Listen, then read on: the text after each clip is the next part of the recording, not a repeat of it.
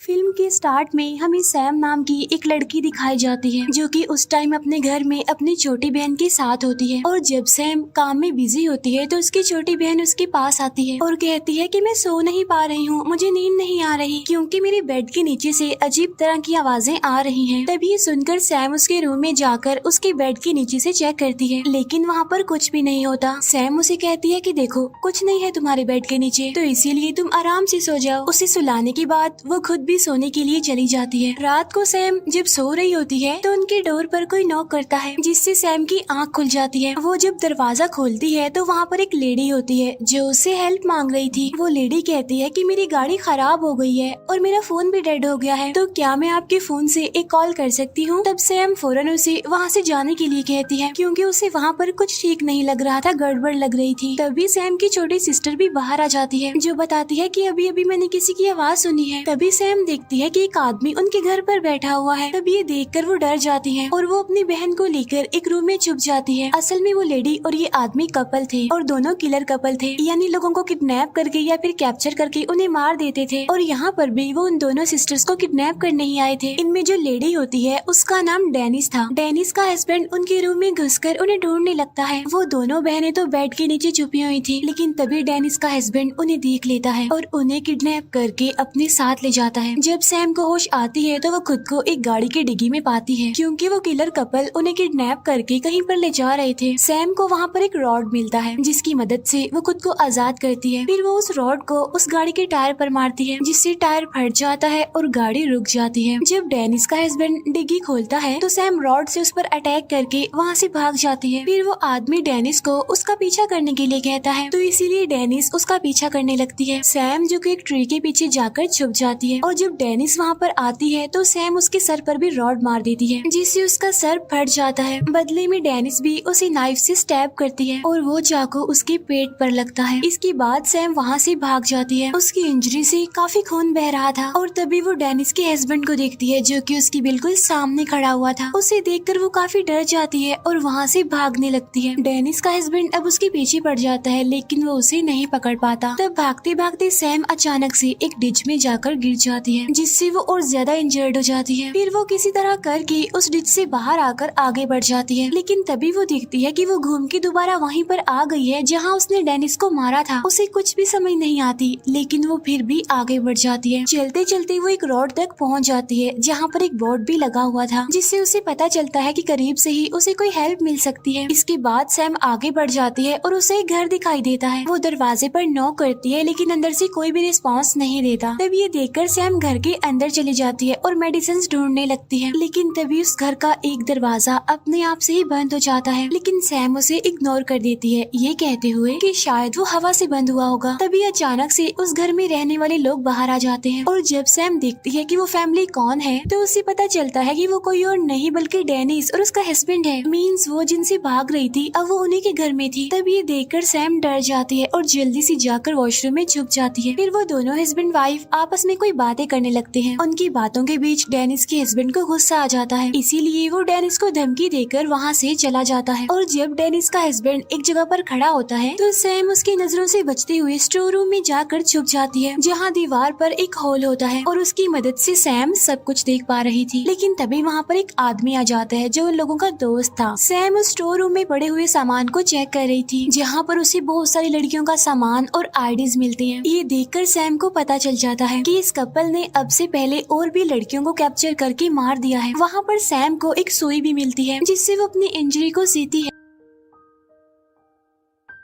रात को वो तीनों बहुत ज्यादा शराब पीते हैं और जब उनकी ड्रिंक खत्म हो जाती है तो उनका वो फ्रेंड शराब लेने जाता है, लेकिन तभी उसकी नजर उस हॉल पर पड़ती है और वो सैम की आईज देख लेता है, जिससे सैम डर जाती है। फिर उनका फ्रेंड उन्हें बताता है कि मैंने स्टोर रूम में कुछ देखा है, लेकिन डेनिस का हस्बैंड उस पर यकीन नहीं करता क्योंकि उसे लग रहा था कि उसने इतनी शराब पी ली है, इसीलिए नशे में वो ऐसी बातें कर रहा है। तब उसका फ्रेंड मजाक में ये भी कहता है कि मैं तुम्हारा सीक्रेट जानता हूँ। तब ये सुनकर डेनिस के हस्बैंड को शक होता है कि शायद उसे पता चल गया है कि हम लड़कियों को किडनैप करके मारते हैं और स्टोर रूम में उनकी चीजें पड़ी हुई हैं। तब डेनिस का हस्बैंड उसे पूछता है कि वैसे तुम क्या सीक्रेट जानते हो मेरा। तब उसका फ्रेंड उसे कहता है कि छोड़ो यार, मैं तो मजाक कर रहा था। लेकिन डेनिस का हस्बैंड इस बार उसकी बात पर बिलीव नहीं करता और वो उसके सर पर रॉड से हमला करके उसे जान से मार डालता है। तब डेनिस उसकी इस हरकत पर उसे काफी नाराज होती है। उधर सैम भी अपनी आंखों के सामने ये सब होता देखकर काफी डर जाती है। लेकिन तभी डेनिस का हस्बैंड एक चैनसो से अपने फ्रेंड की डेड बॉडी को काटने लगता है। चैनसो की आवाज सुनकर सैम अपने कान बंद कर लेती है। उसकी डेड बॉडी के छोटे छोटे टुकड़े करने के बाद डेनिस का हस्बैंड उसे अपनी गाड़ी में रखता है और उसे फेंकने जाता है। अब सैम उस स्टोर रूम का दरवाजा खोलने की कोशिश करती है लेकिन वो लॉक था। लेकिन तभी सैम को वहाँ पर मोबाइल की आवाज सुनाई देती है और वो उसे लेकर पुलिस को कॉल कर देती है। लेकिन मुसीबत की बात तो ये होती है कि उसे वहाँ का एड्रेस भी नहीं पता होता। उससे भी ज्यादा मुसीबत ये है कि फोन डेड हो जाता है जिससे कॉल कट जाती है।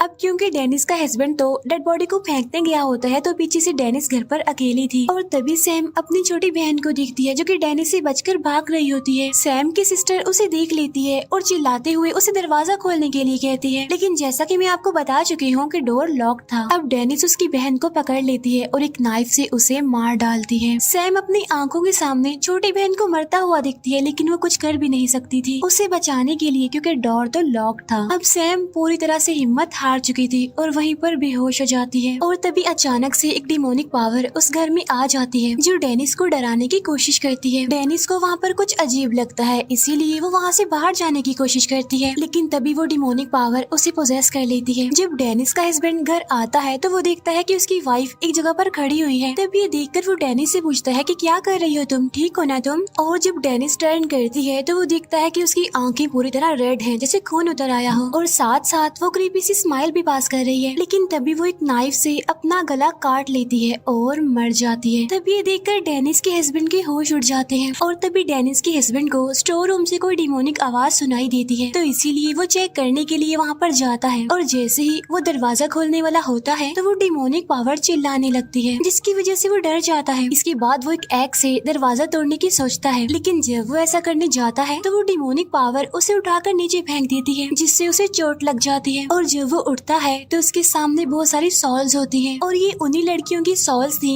जिन्हें पहले वो मार चुका था। अब ये सारी सॉल्स उससे अपना बदला लेंगी जो कुछ उसने उनके साथ किया। उधर सैम की जब आँख खुलती है तो उसे भी एक सॉल दिखाई देती है। फिर वो सोल उसका दरवाजा खोल देती है और सैम बाहर आ जाती है और तभी वो वहाँ पर अपनी छोटी बहन की डेड बॉडी देखती है जिसे बहुत ही बुरे तरीके से मारा होता है। तभी ये देखकर सैम रोने लगती है और तभी उसके सामने एक सोल आ जाती है। वो सोल सैम को टच करती है और दिखाती है कि तुम तो स्टोर रूम में ही मर गई थी और अब ये जो बाहर आई है वो तुम्हारी सोल है और अपनी बहन के बारे में फिक्र मत करो क्योंकि वो अपनी मदर के साथ है और बहुत खुश है। वो दोनों अब एक अलग ही दुनिया में है। नेक्स्ट मॉर्निंग पुलिस वहाँ पर आकर उन सबकी डेड बॉडीज को उठाने लगती है लेकिन तभी अचानक से सैम की आंखें खुल जाती हैं और उसकी आंखें बिल्कुल रेड थी जैसे कोई खून हो। असल में बात ये थी कि वो सॉल अब उसकी बॉडी में चली गई थी और अब वो उन सभी लोगों को मारेगी जो लड़कियों को ऐसे किडनैप करके कैप्चर करके मार डालते हैं। यहीं पर ये मूवी एंड हो जाती है।